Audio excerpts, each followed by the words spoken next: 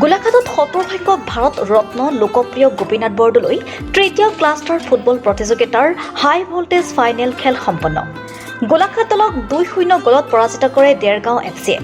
অসম চৰকাৰ ক্ৰীড়া আৰু যুৱ কল্যাণ বিভাগ, গুৱাহাটী ক্ৰীড়া সন্থা আৰু গোলাঘাট জিলা ক্ৰীড়া সন্থাৰ উদ্যোগত শালমৰা চাহ বাগিচাৰ খেলপথাৰত অনুষ্ঠিত ভাৰত ৰত্ন লোকপ্ৰিয় গোপীনাথ বৰদলৈ তৃতীয় ক্লাষ্টাৰ ফুটবল প্ৰতিযোগিতাখন আজি সফল সামৰি পৰে। আজি অনুষ্ঠিত কৰা ফাইনেল খেলখন আনুষ্ঠানিকভাৱে উদ্বোধন কৰে খুমটাই সমষ্টিৰ বিধায়ক মৃণাল শইকীয়াই। হাই ভোল্টেজ ফুটবল প্ৰতিযোগিতাত দেৰগাঁও এফচি দলে গোলাঘাট এফচি দলক 2-0 গলত পৰাজিত কৰে। প্ৰতিযোগিতাৰ অন্তত বিজয়ী দলক পুৰস্কাৰ প্ৰদান কৰে।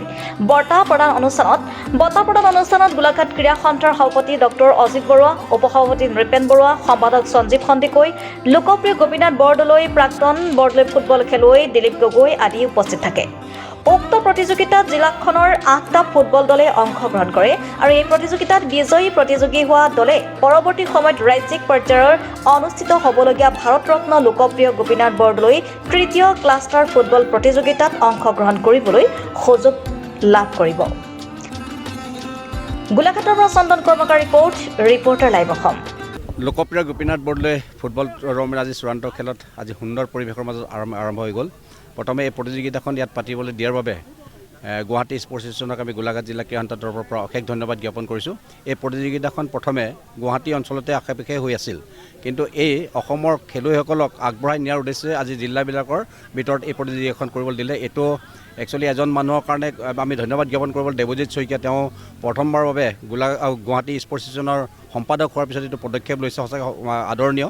আৰু আশা কৰিছোঁ এই প্ৰতিযোগিতাখনৰ পৰাই আৰু এই প্ৰতিযোগিতাবিলাকৰ পৰাই আমাৰ অসমৰ যথেষ্টখিনি ওলাই অহাত সহায় সহযোগিতা হ'ব। আগতে এই প্ৰতিযোগিতাবিলাক বাহিৰৰ টীম মোহনবাগান, ইষ্ট বেংগল, বাংলাদেশ এনেকুৱা আদি কৰি বহুতো টীম মাতিছিলে, গুৱাহাটীতে পাতিছিলে। তেওঁলোকে দেখিলে এই প্ৰতিযোগিতাখন পতাত আমি যথেষ্টখিনি পইচা পাতি খৰচ হয় আৰু এই বাহিৰৰ টীমবিলাকে এই পইচাবিলাক লৈ যায়। গতিকে এই পইচাবিলাক যিমান খৰচ হৈছে এই অসমৰ প্লেয়াৰবিলাকৰ ভিতৰত কৰি আৰু ক্লাববিলাকক সহায় কৰি এই খেলুৱৈসকলক উলিয়াই অনা দিছে। এই প্ৰতিযোগিতাখন বিভিন্ন জিলাত হৈছে। গতিকে আদৰণীয় আৰু তেখেতলোকক আমি গোলাঘাট জিলা ক্ৰীড়া সন্থাৰ তৰফৰ পৰা অশেষ ধন্যবাদ জ্ঞাপন কৰিছোঁ।